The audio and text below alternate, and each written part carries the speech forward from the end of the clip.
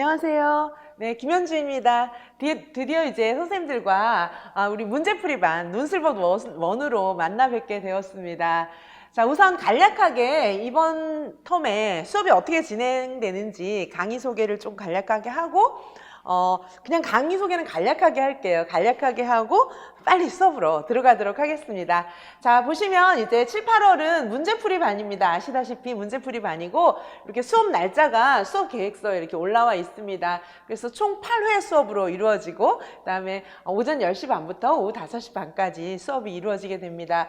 자, 그래서 수업 내용은 이제 어떻게 되냐 하면 강론별 문제풀이에요. 그래서 이제 오늘은 교육과정부터 시작을 할 것입니다. 그래서 교육과정, 교육평가, 교육방법 및 공학, 교육행정, 교육사회 이런 식으로 강론별로 모아서 문제풀이를 하게 됩니다. 자, 문제풀이를 하고 강론별 문제풀이 할 때마다 이제 강론별 문제풀이 제일 끝에는 실전 문제가 또 하나씩 들어있어요. 기출문제가 들어있을 때도 있고 실전 문제가 들어있을 때도 있고 그렇습니다. 그래서 강론별 문제풀이를 하고 그 다음에 이제 강론별로 문제를 보고 나서 그 다음에 다시 이제 교육학 메모라이저 가지고 강론별로 이론을 빠르게 정리해드립니다. 물론 이제 강론별 문제풀이에서도 가장 쟁점이 되고 출제가 될 만한 문제들을 모아서 이렇게 보기 때문에 선생님들께서 강론별로 또 문제를 통해서 정리가 되고 그 다음에 이제 문제를 통해서 정리된 내용이 진짜 빠짐없는 그런 이론으로 또 정리가 되는 그런 공부가 될 것입니다.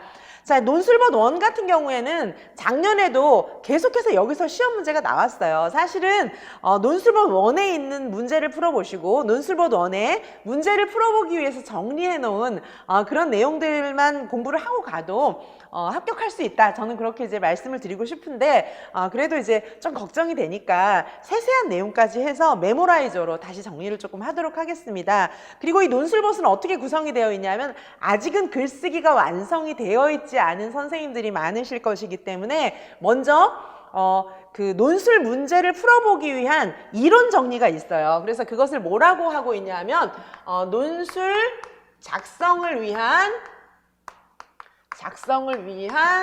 기본기 이렇게 표현하고 있어요. 그래서 논술법 같은 경우에는 어떻게 이제 구성이 되어 있냐면 논술법 진도별입니다. 논술법 1이기 때문에 이것은 진도별, 강론별이에요. 그렇죠? 강론별. 이 내용은 어떻게 구성이 되어 있냐면 먼저 논술 작성을 위한 기본기라고 해서 이 문제에 대한 요약이 딱 되어 있어요. 만약에 경험중심 교육과정과 중액교육과정이다. 이러면 여기에 경험중심 교육과정과 중액교육과정이 딱 정리가 되어 있습니다. 그 다음에 이제 뭐가 나오냐면 이제 문제가 나와요. 먼저 기본기 정리를 하셨잖아요. 그러면 이제 문제가 그 다음에 나옵니다. 근데 문제를 읽어보시고 그 다음에 이제 어떻게 되냐 하면 문제를 읽어보시고 나서 선생님들께서 어떻게 하냐면 모범 답안을 또 보십니다. 모범 답안을. 제가 모범 답안을 제시를 해놨어요. 그래서 기본기를 보시고 문제를 보시고 모범 답안을 보시고 이렇게 되어 있어요. 이제 물론 문제하고 선생님들이 쓸 수 있는 답안지는 같이 있습니다. 답안지. 자, 그래서 어떻게 구성이 되어 있냐면 논술 작성을 위한 기본기를 보시고 그 다음에 이제 문제를 보시고 나서 선생님들께서 답안지를 작성하시는 거예요. 답안지를 작성하고 그 다음에 모범 답안을 보도록 되어 있어요. 이렇게 해서 각 진도별로 중요한 출제의 대상이 되는 중요한 문제들을 모아서 일단 이렇게 풀어보시고 그 다음에 이제 이 단원 끝에 뭐가 있냐 하면 실전 논술이 하나씩 들어있어요. 실전 논술인데 이 실전 논술은 요 진도별에다가 한두 개 정도, 하나 정도 이제 다른 것을 추가해서 그래도 실전 논술 비슷한 것을 좀 해볼 수가 있습니다. 자, 이제 뒤로 가면 이제 실전이 진짜 실전처럼 이렇게 막 기출문제도 들어있고 막 그래요. 그래서 기출문제도 많이 다루고 있습니다. 자, 그 다음에 이렇게 한 다음에 그 다음에 이제 우리는 뭘로 넘어가냐 하면 여기서 메모라이저로 넘어가게 됩니다. 메모라이저로 넘어가게 되면 이 메모라이저는 어떻게 되는 것입니까? 강론별, 그죠? 강론별, 즉 진도별이죠? 진도별 총정리가 이루어지게 되는 것입니다. 자, 그래서 우리가 강론별로 어떻게 정리를 하고 가느냐, 진도별로 어떻게 정리를 하고 가느냐, 논술 작성을 위한 기본기부터 먼저 보시고 그 다음 이게 이제 핵심 문제를 뽑은 것이에요. 핵심 문제를 뽑고 그 다음에 이제 문제 보시고 선생님들이 답안지를 쓰시고 모범 답안을 보시게 되면 어떻게 되십니까? 이 내용을 보시고 이제 한 문제 차분하게 써나가실 수 있는 거예요. 자, 그 다음에 이제 요 강론 진도가 끝날 때마다 실전 논술이 또 들어있어요. 그럼 실전 논술 역시 이런 형태로 되어 있어요. 논술 작성을 위한 기본기, 문제, 답안지, 모범 답안이 딱 나와 있습니다. 그러니까 실전 논술로 한 번 더 연습을 하시고, 자, 그 다음에 이제 메모라이저 이런 것들을 보면서 강론별로 내용을 총체적으로 정리를 하시게 됩니다. 자, 지금 제가 이렇게 설명을 드려도 이게 무슨 말인지 좀 모르실 수가 있는데 이따가 문제를 봐나가면서 또 자세히 알 수 있으실 것입니다. 자, 그래서 이렇게 구성을 해서 제가 다루어 드리도록 하고요.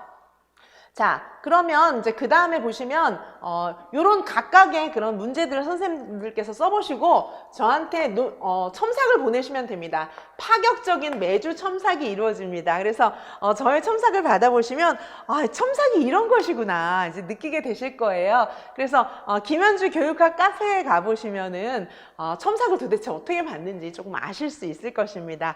그래서 이제 합격하신 선생님께서 합격 수기 써놓은 것들도 있고 첨삭 받은 것들이 몇 가지가 올라와 있어요. 그래서 한번 보시면 첨삭이라는 게 이런 거구나. 첨삭을 받아보시면 이제 글 쓰는 방법을 아실 수가 있고 논술이라는 게 이런 거구나 확실하게 감을 잡으실 수 있을 것입니다.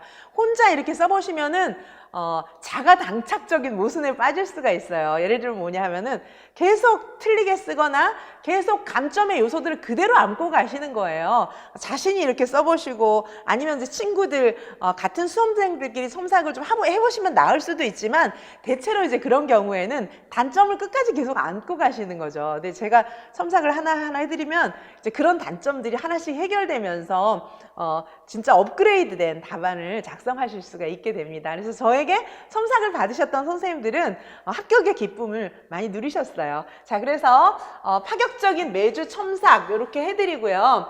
자, 강의의 특징을 보시면 아까 말씀드렸던 것처럼 저는 이제 풍부한 모범 답안을 제시를 해드려요. 여기 말씀드렸던 것처럼 계속 모범 답안이 다 들어있거든요. 그래서 모범 답안을 읽어보는 것 자체가 선생님들께서는 글을 잘 쓰시는 거하고 바로 직결되는 것이에요. 그래서 실전에서 그대로 쓸 수 있는 그런 모범 답안들이 많고 그 다음에 이 논술본 1도 그렇고 2도 그렇고 실제로 여기서 연습해본 것들이 시험장에서 그대로 써보게 되는 경우가 굉장히 허다합니다. 왜냐하면은 출제 경향에 맞추어서 최근에 많이 날만한 내용들을 중심으로 여기 딱 축약해서 수록해 놓았기 때문에 사실 여기서 이제 연습을 하고 가시면은 선생님들께서 시험장에서 써봤던 거 그대로 나왔네 이렇게 생각하실 가능성이 굉장히 많습니다. 자, 그래서 실전에서 그대로 쓸 수 있는 그런 답안들을 한번 연습해 보시고 제가 더구나 모범 답안을 제시해 두었기 때문에 선생님들께서 글을 어떻게 쓰는 건지 아실 수가 있을 것입니다. 자, 거침없는 문제풀이 교육학 논술 글쓰기 비법은 당연히 제시해드리고 더구나 첨삭을 통해서 개인적으로 나에게 맞는 맞춤식 비법이 제시되게 될 것입니다. 당연히 이제 최신 경향 이런 것들 중심으로 문제가 일단 구성이 되어 있고 제가 수업 중에도 최신 경향 말씀을 많이 드릴 거예요. 자, 암기사항 이런 부분들을 속성으로 정리하실 수가 있습니다. 그래서 기본 이론만 조금 아신다 이래도 이번 달 다음 달 강의를 들으시면 머릿속에 굉장히 많은 부분이 암기되고 정리가 되실 것입니다. 자, 이 부분은 이제 아까 말씀드렸던 대로 지금 책이 이렇게 구성되어 있는 부분을 말씀드리는 거예요. 논술 문제를 3단계로 구성했습니다. 아까 말씀드렸던 것처럼 1단계는 교육학을 파트별로 나눠서 진도별로 나눠서 논술 문제를 제시한 다음에 관련 이론을 해설하게 되어 있어요.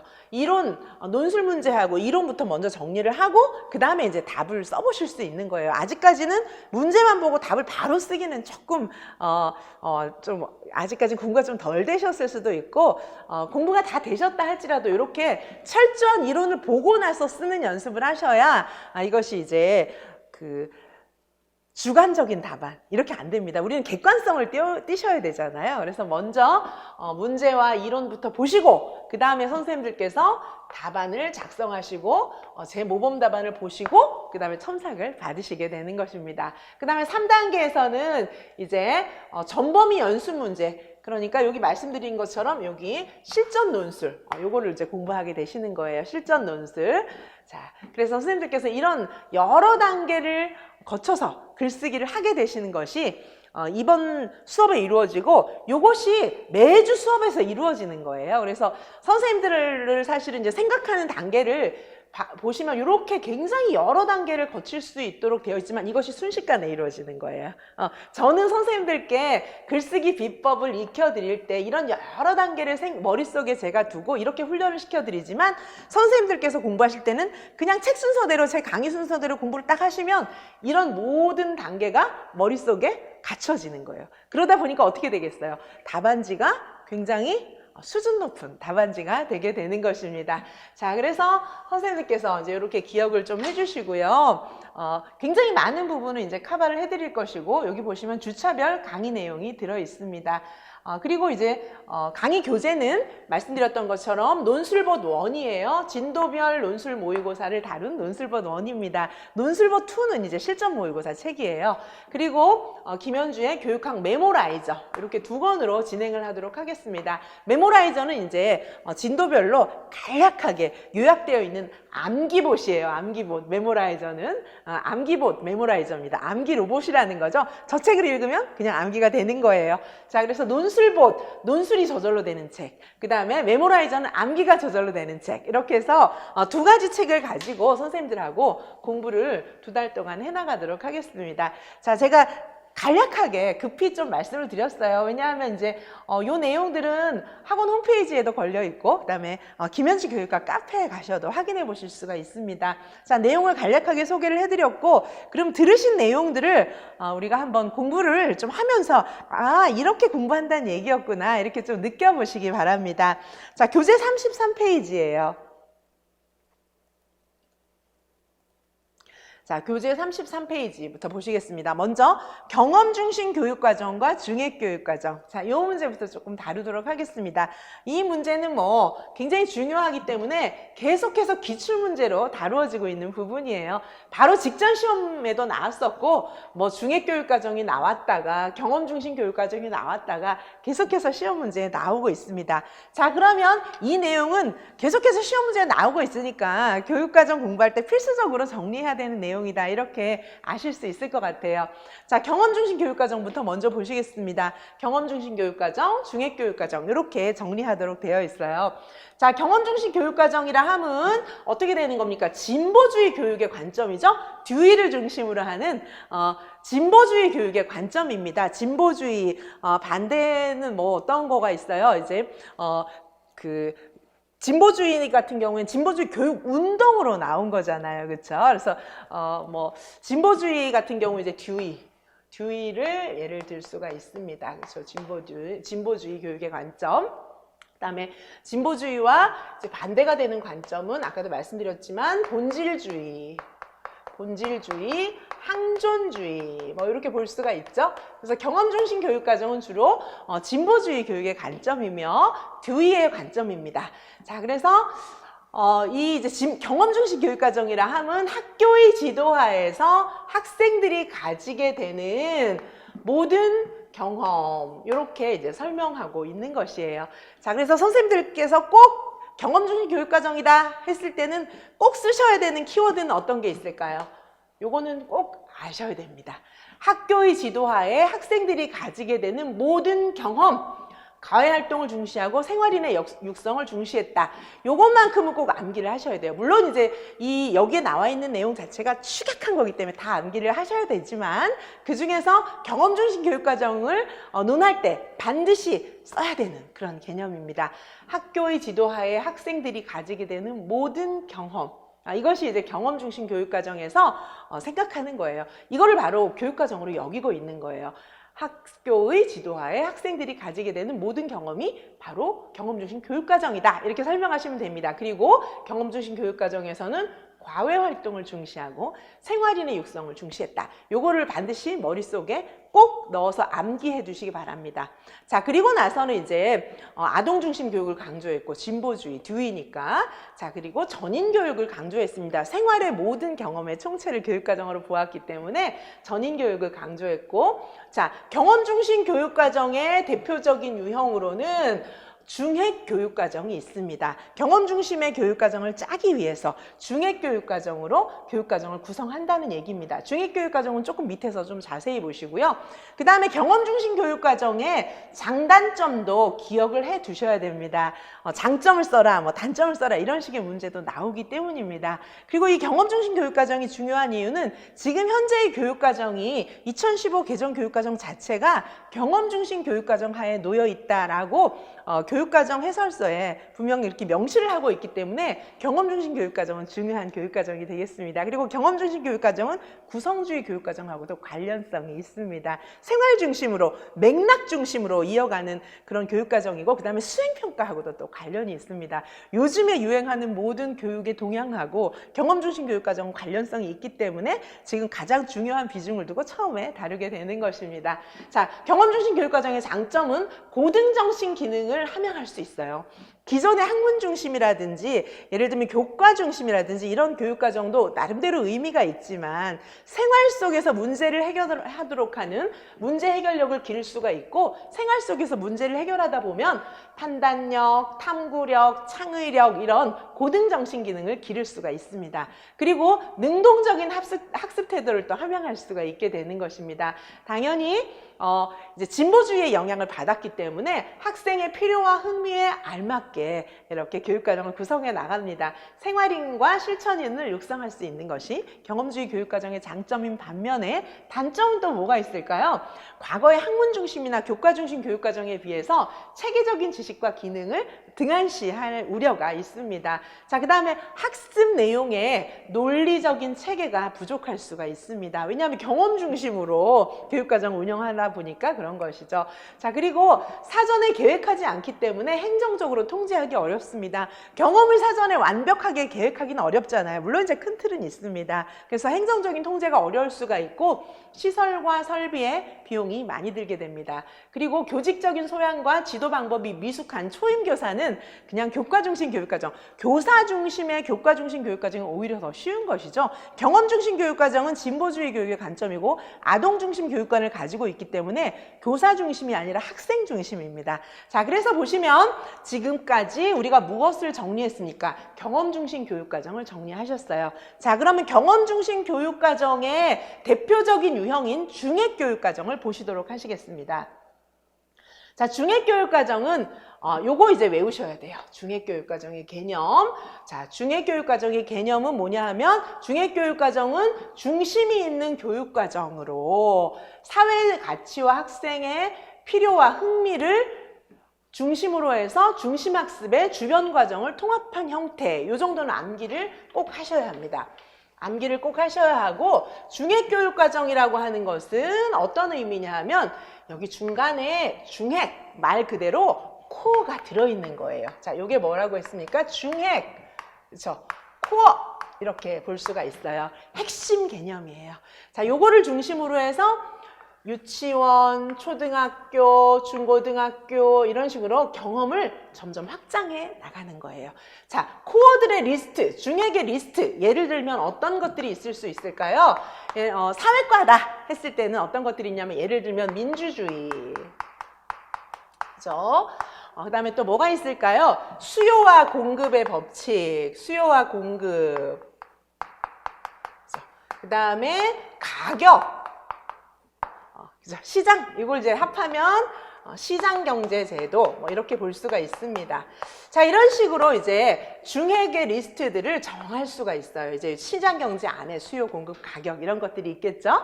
자, 그래서 요런 코어들의 리스트들을 쫙 많이 만들었어요. 어디서 만들었나요? 버지니아 플랜에서.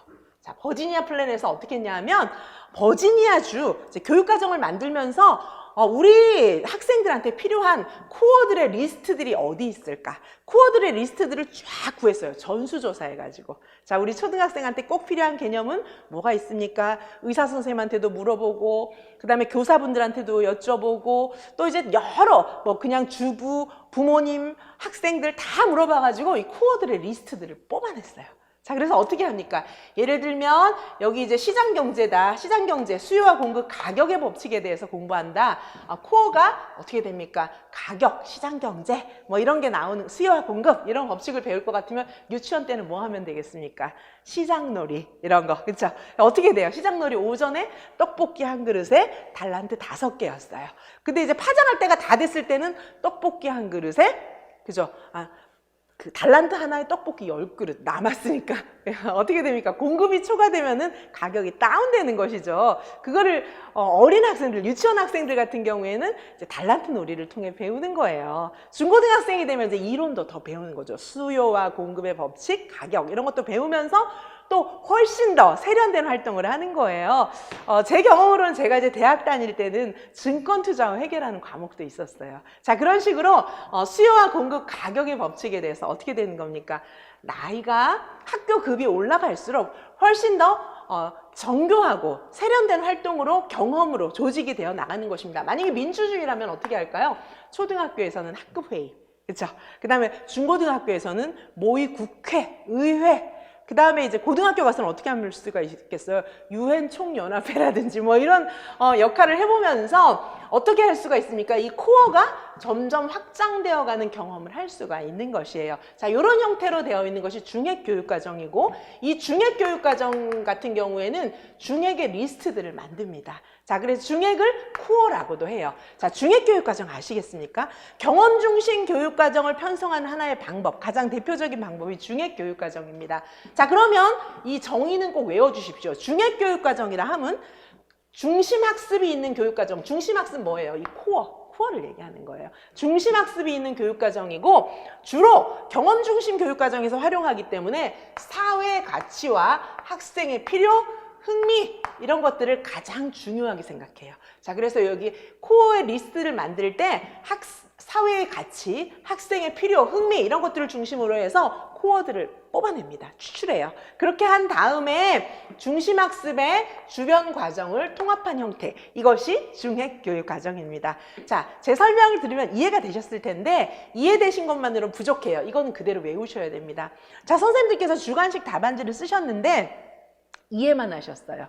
이해만 하시고 이제 그 답안 내용, 이런 핵심 개념이나 용어들은 굉장히 주관적으로 쓰셨어요. 그럼 벌써 읽는 사람이 알아요. 채점하시는 분들이 공부가 덜 됐구나. 왜냐하면 그 용어들은 선생님들께서 이제 아직 교육학 공부가 완벽하게 되지 않으셨기 때문에 주관적으로 쓰는 용어들이 많은 이제 좀 틀린 개념들이 있을 수가 있어요. 그래서 읽어보면 벌써 알아요. 자, 그러면 어떤 분은 외우기만 하고 이해는 안 하셨어요. 중액교육과정을 그냥 외우기만 하셨고, 제가 이렇게 설명해 드린 것처럼 전혀 맥락을 몰라요. 그래도 답안지 읽어보면 알아요. 그래서 다 우리는 이해도 하고, 맥락적인 이해도 하고, 개념 암기도 해야 되는데, 개념 암기할 것은 제가 이렇게 딱 추려놨어요. 추려놨으니까 요 암기 정도 하셔야 되지만, 이 중에서 이걸 또 다 암기하기는 어렵잖아요. 자, 이 중에서 제가 꼭 암기해야 될 것은 이렇게 별표 쳐드립니다. 요 개념만큼은 정말 그대로 암기를 하셔야 돼요. 나머지는 전체적으로 키워드라든지 좀 보고 좀 그래도 생각하면서 쓰실 수 있으면 됩니다.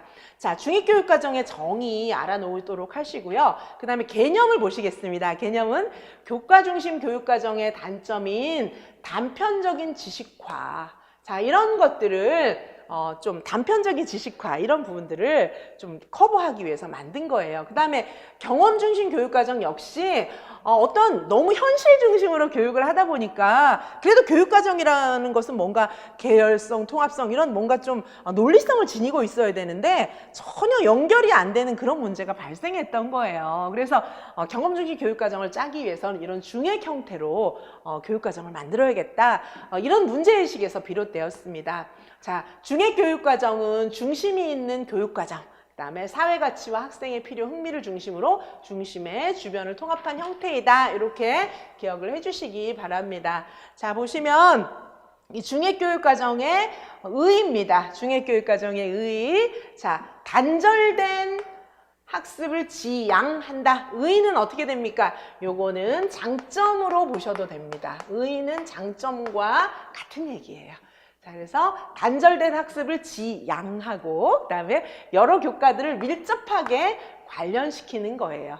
자, 그 다음에 사회적 필요를 중심으로 해서 중핵을 구성하고 있기 때문에 어떻게 되는 거죠? 사회적 필요라고 하는 방향성이 딱 정립이 되는 거예요. 그래서 학생들이 이 중핵교육과정 중심으로 공부를 하고 나면 사회에서 필요한 내용들을 굉장히 초등학교, 중학교, 고등학교 이런 식으로 이렇게 심화되어 가면서 공부를 할 수 있게 되는 것입니다. 그 다음에 중핵교육과정은 교육 내용의 중심 통합, 개인의 인격적 통합, 사회적 통합에 의미가 있다. 이런 것까지 장점을 알아놓으시면 되고, 자, 그럼 이제 특징을 다시 모아봤어요. 중핵교육과정의 특징을 모아보았습니다. 아까 말씀드린 것처럼 중핵교육과정은 교과의 선을 없애고 사회기능, 사회문제를 중핵으로 해서 교육과정을 조직한다. 자, 요것도 좀 암기를 해두시기 바랍니다. 중핵교육과정의 형태는 교과의 선을 없앤 것이고, 그다음에 사회기능, 사회문제를 중핵으로 해서 교육과정을 조직합니다. 주로 이제 통합적 교육과정하고도 관련이 있어요. 통합적 교육과정도 대체로 경험 중심으로 이렇게 교과목을 통합하게 되기도 합니다. 자, 그래서 요 정의를 알아놓으시면 통합교육과정에도 쓰실 수 있고, 그 다음에 경험 중심 중핵교육과정에도 다 쓰실 수가 있는 정의가 되겠습니다. 그렇죠? 자, 그렇게 해서 사회생활 내용이나 사회문제를 중핵으로 해서 교과학습을 구성하고, 자, 그 다음에 보시면 사회생활의 중요 기능을 스코프로 합니다. 학습의 범위, 스코프 뭐예요? 같은 시점에서 어디까지 포함해야 될 것인가. 자, 학습의 범위라고 하는 것은 사회생활의 중요 기능, 사회생활에 어디까지 필요하지? 뭐가 필요하지? 이런 것들을 범위로 정하는 것이에요. 자, 그 다음에 학생의 필요와 흥미를 순서적으로 배열하는 거예요. 시퀀스, 순서적인 배열, 시퀀스는 어떻게 되는 거예요? 학생의 필요와 흥미입니다. 범위는 사회생활의 중요 기능, 시퀀스, 순서적인 개념이죠. 시퀀스 같은 것은 학생의 필요와 흥미가 되는 것입니다. 자, 그래서 보시면 교사는 학습의 안내자, 학습의 조력자가 되는 거예요. 구성주의에서 많이 보신 것이죠. 자, 이거 구성주의 교사 역할과 마찬가지입니다. 그래서 선생님 중심이 아니라 학생 중심의 교육과정입니다. 교육활동은 집회, 여행, 실험 이런 것들을 할 수 있도록 시간 배정을 길게 합니다. 교과 중심에 비해서 통합적으로 구성하기 때문에 한 타임이 조금 길어질 수가 있어요. 그래서 우리 2015 개정 교육과정에서 블록타임제 이런 것도 실행을 하고 있어요. 블록타임제 뭐죠? 2시간, 3시간씩 묶어가지고 대학처럼 진행할 수 있는 그런 방식이기도 해요. 이것이 이제 경험 중심 교육과정, 중핵교육과정하고 연결성이 있는 것입니다. 생활지도, 상담 이런 광범위한 부분을 포함하게 되는 것입니다. 자, 그래서 우리는 지금 간략하게 제가 좀 설명은 제가 자세하게 드리긴 했지만 간략하게 한 페이지로 경험 중심 교육과정하고 중핵 교육과정을 정리를 해드렸고, 자, 경험 중심 교육과정의 내용 우리 보셨습니다. 경험 중심 교육과정, 그다음에 경험 중심 교육과정을 편성하는 대표적인 유형은 중핵 교육과정이고, 자, 그렇다면 경험 중심 교육과정과 함께 중핵 교육과정을 보신 것이죠. 자, 중핵 교육과정이라 함은 중심학습이 있는 교육과정으로 사회 가치와 학생의 필요, 흥미를 중심으로 중심학습의 주변 교육과정을 통합한 형태 이런 것들을 의미하는 것입니다. 자, 그래서 이 한 페이지로 경험 중심 교육과정과 중핵 교육과정을 정리를 하시기 바랍니다. 자, 그러면 우리 문제를 한번 좀 보시겠습니다. 자, 문제 교재 안에 이렇게 이제 답안 양식이 들어 있습니다. 그래서 경험 중심 교육과정과 중핵 교육과정을 설명하시오. 자, 이 문제에 대해서 우리 서론, 본론, 결론으로 답안을 좀 구성을 해 보실 텐데, 오늘은 첫 시간이니까 제가 먼저 답안을 조금 보여드리고 그 다음에 선생님들께서 작성을 해보시도록 하겠습니다. 다음 시간부터는 반대. 문제부터 보고 선생님들께서 답안 작성하시고 그 다음에 모범 답안을 보여드리고요. 지금은 첫 시간이니까 한번 모범 답안부터 먼저 좀 보여드리도록 하겠습니다. 자, 모범 답안 보시겠습니다.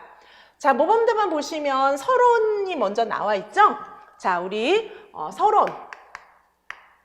지금 이제 이 문제는 사실은 경험 중심 교육과정과 중액 교육과정을 써라 이런 문제이기 때문에 사실은 이제 우리 시험 문제에서 전체 문제 요것만 나올 가능성은 많지는 않아요. 그런데 서론, 본론, 결론 쓰는 법을 다 처음에 좀 보여드리기 위해서 이렇게 제시를 했고요. 원래는 문제가 더 많겠죠. 본론에 더 많은 문제가 들어있고 위에 서론이 있고 이제 결론이 있고 이렇게 되는 거겠죠. 자, 서론을 쓰는 건데 이 서론에 꼭 들어가야 될 내용은 뭐가 있습니까? 서론에 반드시 들어갈 내용은 이 문제의 의의와 그 다음에 내가 이 문제에서 무엇을 쓰겠다라고 하는 소개입니다. 그렇죠? 이 의의라고 하는 것은 어떻게 되는 겁니까? 예를 들면 뭐 정의, 뭐 뜻, 취지 뭐 이런 것들이 다 들어가는 거예요. 예를 들면 중액교육과정이라는 것은 어떤 것이고 경험중심 교육과정이라는 것은 무엇이고 이것이 왜 중요한지 이런 것들을 간략하게 쓰시면 돼요. 그 다음에 이제 소개. 내가 지금 문제에서 쓰라고 한 거 1번 문제, 2번 문제, 3번 문제 보통 우리가 시험에서 4번 문제를 나는 논하겠다, 논하고자 한다 이렇게 기술을 하게 되는 것이죠. 자, 그래서 의의와 소개를 쓰고 그 다음에 이제 본론에다가는 어떻게 쓰시는 거예요? 본론에다가는 여기다가는 각각 문제들 1번, 2번, 3번, 4번 우리 이제 실전 시험이다 치고 1번, 2번, 3번, 4번 문제를 어떻게 기술하셔야 돼요? 문제 순서대로. 자, 문제 순서대로 기술하게 되는 것입니다. 왜냐하면 순서대로 기술하시는 것이 선생님들도 안 헷갈리시고 그 다음에 이제 채점하시는 선생님들도 찾아다니셔야 돼요. 순서대로 안 써놓으면. 그래서 문제 순서대로 가지수 뭐 3가지를 써라, 2가지를 써라 이러면 가지수도 첫째, 둘째, 셋째, 넷째 이렇게 해가지고 순서대로 딱 쓰시는 것이 가장 좋아요. 그러면 채점하시는 선생님도 편하고 답안을 쓰시는 선생님들도 편하게 되는 것입니다. 자, 본론 이렇게 쓰고 그 다음에 이제 결론이 있어요. 자, 우리가 이제 결론을 쓰는 건데 결론 같은 경우에는 또 어떻게 쓰는 것입니까? 결론에 꼭 들어가야 될 요소는 요약하고 그 다음에 방향 제시입니다.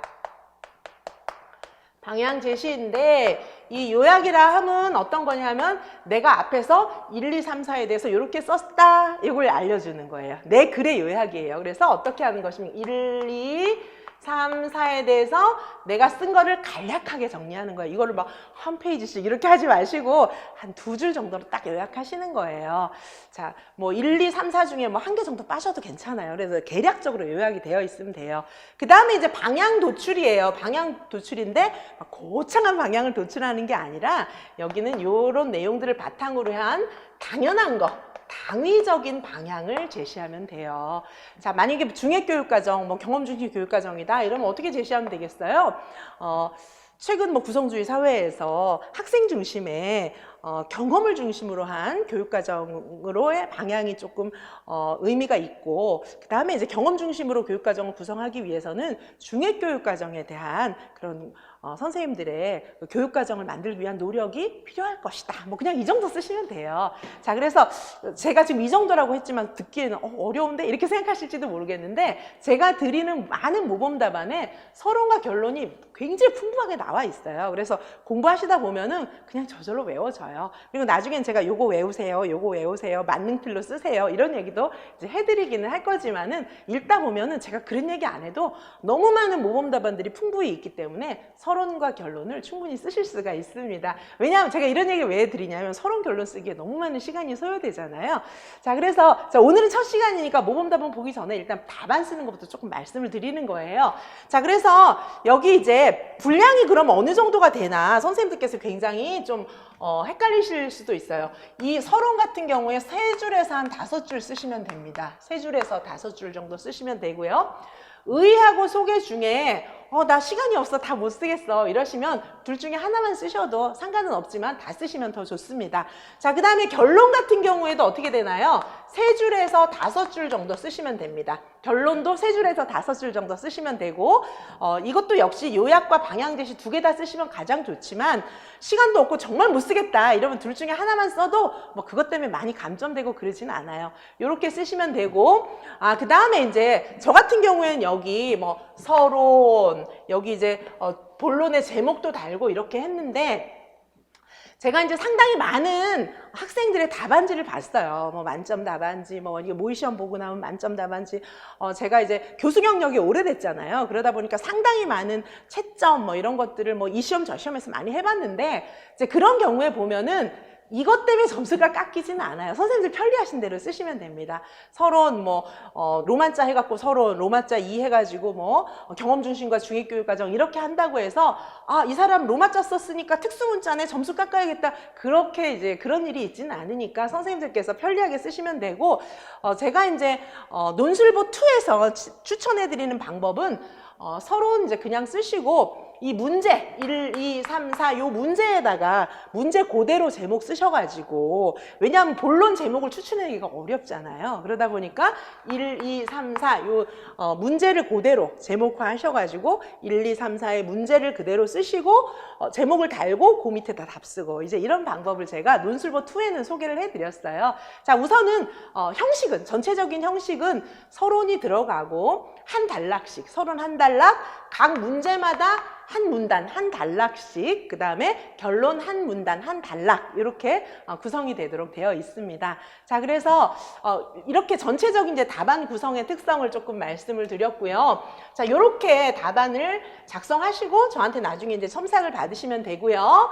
자, 그러면 이렇게 이제 답안을 쓸 수 있다라고 하는 전제하에 한번 답안, 모범 답안을 보시겠습니다. 자, 서론을 보실게요. 자, 제가 아까 한 단락이다, 서론 한 단락이다. 단락, 문단 무슨 뜻이에요? 여기 두세 자 들어가서 시작하는 거, 여기 한 문단이잖아요. 자, 그래서 서론을 저는 이제 선생님들께 좀 자세히 보여드리려고 두 문단으로 일단 구성을 했어요. 여기가 뭐냐면 저 같은 경우는 여기가 문제의 의의를 쓴 것이고, 자, 요거 일부러 한 단락으로 제가 구성을 해놨어요. 요게 이제 소개, 이렇게 되는 거예요. 이렇게 되는 건데, 저는 이제 선생님들께 많은 좀 문장이나 단어를 좀 드리기 위해서 많이 썼지만, 요게 합해서 3줄에서 5줄 정도 들어가면 됩니다. 그러니까 선생님들께서 감안하셔서 이렇게 쓰시면 될 것 같아요. 자, 보시면 여기 이제 의의가 들어있는 것이고, 요 밑에 소개입니다. 경험중심 교육과정 및 경험중심 교육과정의 구성의 주요 기반이 되는 중액교육과정의 특징을 살펴보면 다음과 같다, 이렇게 쓰셔도 되고, 이 글에서는 경험중심 교육과정과 중액교육과정에 관하여 논하고자 한다, 뭐 이렇게 설명하셔도 됩니다. 많은 유형의 모범 답안이 있으니까 참조하시면 되겠습니다. 자, 여기 보시면 여기 위에 의의가 있고 그 다음에 소개, 이렇게 되어 있습니다. 자, 그러면 그 다음에 이제 경험중심 교육과정, 중액교육과정, 여기 이제 본론에 해당하는 거예요. 자, 경험중심 교육과정을 소개해 두었습니다. 자, 경험중심 교육과정의 전체적인 특징을 제가 설명을 했고, 그 다음에 이제 여기 단점을 약간 이제 기술을 해 두었습니다. 자, 경험중심 교육과정의 이제 핵심적인 내용들이 여기 다 들어가 있어요. 경험중심 교육과정은 학교의 지도하에 학생들이 가지게 되는 모든 경험, 아까 이거 외우라고 제가 말씀드렸죠? 자, 그래서 여기 외운 내용, 이것들을 써놓고, 그 다음에는 그 다음에 나머지 제가 써드린 내용들 있잖아요. 그것들을 쭉 풀어서 쓰시면 돼요. 자, 이렇게 풀어서 쓰시고, 자, 그 다음에 이제 요 밑에 보시면 단점, 이렇게 기술이 되어 있습니다. 자, 경험중심 교육과정의 이제 답안이고요. 자, 그 다음에 이제 보시면 중액교육과정입니다. 중액교육과정. 자, 보시면 역시 중액교육과정 역시 보시면 중액교육과정은 어떻게 되어 있습니까? 핵심적인 내용으로 구성된 중심이 있는 교육과정이다, 뭐 이렇게 선생님들 외우신 거 이렇게 쓰시면 돼요. 중액교육과정은 사회 가치와 학생의 필요, 흥미를 중심으로 핵심적인 중심 내용을 구성하고 점차 주변 과정으로 확장 및 통합해가는 형태이다. 이렇게 요 정의를 쓰실 때는 외운 걸 그대로 써주셔야 돼요. 이걸 막 자유방임적으로 쓰시면 답안지 읽어보시는 선생님이 뭐 좀 비슷하게 쓰려고 했는데 많이 틀렸는데 뭐 이런 생각을 하시기 때문에 그대로 외우셔야 됩니다, 이 부분은. 자, 근데 이제 문제가 지금 보시면 경험중심 교육과정과 중액교육과정의 어떤 관련성을 조금 설명을 해야 되는 문제인데, 그냥 외우기만 하면 이제 그 관련성을 못 쓰잖아요. 이해가 돼야 어느 정도 쓸 수가 있잖아요. 이제 그런 내용들이 여기 녹아 들어가게 돼요. 선생님들이 서론, 결론, 그 다음에 이제 본론을 쓰는데도 연결해서 이해했나? 전체적으로 이해했나? 이런 것들은 다 녹아서 나타나게 되어 있기 때문에 암기, 왜냐하면 정확하게 쓰기 위한 암기, 그 다음에 전체적인 관련성이나 내용에 대해서 이해했다는 것을 보여주기 위한 이해, 이런 것들이 다 같이 필요한 것입니다. 자, 그래서 중위교육과정에 대한 이런 설명이 있고요. 아까 외우신 내용 쓰시면 되고요. 제가 이렇게 빨리 지나가는 이유는 책에 다 있어요. 제가 설명해 드리고 선생님께서 답안 쓰시고 그 다음에 책에 있는 모범 답안을 다시 확인해 보시고 저에게 첨삭 받으시면 완벽하게 정리가 됩니다. 자, 그 다음에 이제 결론입니다. 결론 같은 경우에도 제가 지금 일단 두 문단으로 나누어 놓았는데 이 결론 같은 경우에 어떻게 되는 것입니까? 요약. 그렇죠? 그 다음에 여기 뭐라고 했습니까? 방향 제시. 이렇게 되어 있는 거예요. 그렇죠? 요거 해서 총 몇 줄? 3줄에서 5줄이면 됩니다. 자, 그리고 이제 제가 한 가지 더 팁을 말씀드릴 것은 만점 답안지들의 특징, 굉장히 중요한 특징이 있어요. 내용도 잘 쓰지만 첫 번째, 글씨도 잘 쓴다. 자, 교수님들도, 채점하시는 교수님들도 선입견이 있기는 있어요. 요게 이제 첫인상이거든요, 글씨. 그 다음에 두 번째, 이렇게 막 우리가 쓰다 보면 막 틀려서 지우잖아요. 안 지울 수는 없어요. 이렇게 깨끗이 지우고 두 줄로 긋고 깨끗하게 쓰는 거죠. 자, 그래서 만점 답안지들의 경우에는 특징이 뭐냐 하면 수정이 많지 않다. 수정이 많지 않아요. 그 다음에 수정할 경우에도 굉장히 수정이 많지 않고 수정할 경우에도 깨끗하게 수정한다. 이런 특징이 있어요. 깨끗하게 수정한다.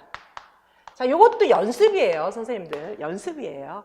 그 다음에 세 번째 뭐냐 하면, 물론 답을 정확하게 쓰는 거는 기본이에요. 답을 정확하게 안 쓰면 안 되겠죠. 물론 이제 중간에 모르는 문제가 하나 나왔다. 이럴 경우에는 기존에 갖고 있는 교육학적 지식의 구조, 이런 것들을 총동원해서 잘 쓰셔야겠죠. 육하원칙에 맞게. 내가 갖고 있는 교육학적인 지식의 구조를 다 동원해서 쓰시면 그것도 완전 감점되지는 않아요. 어쩌면 그 부분이 오히려 더 높은 점수를 받을 수 있을지도 몰라요. 자, 그래서 어쨌든 내용은 완벽하게 쓰셔야 돼요. 자, 그 외에 추가적인 거, 글씨, 수정이 많지 않아요. 습관이에요. 그 다음에 수정을 했을 때도 깨끗하게 수정해요. 만점 답안지들 보면 그래요. 그 다음에 세 번째는 뭐냐 하면 분량. 분량 어떻게 될 것 같아요?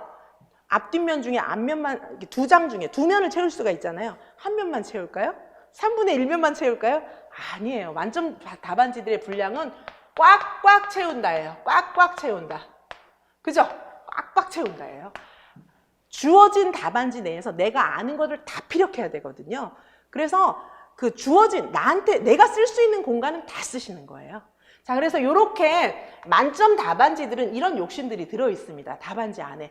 이게 어떤 것을 의미하는 거예요? 저 다 썼거든요. 점수 잘 주세요.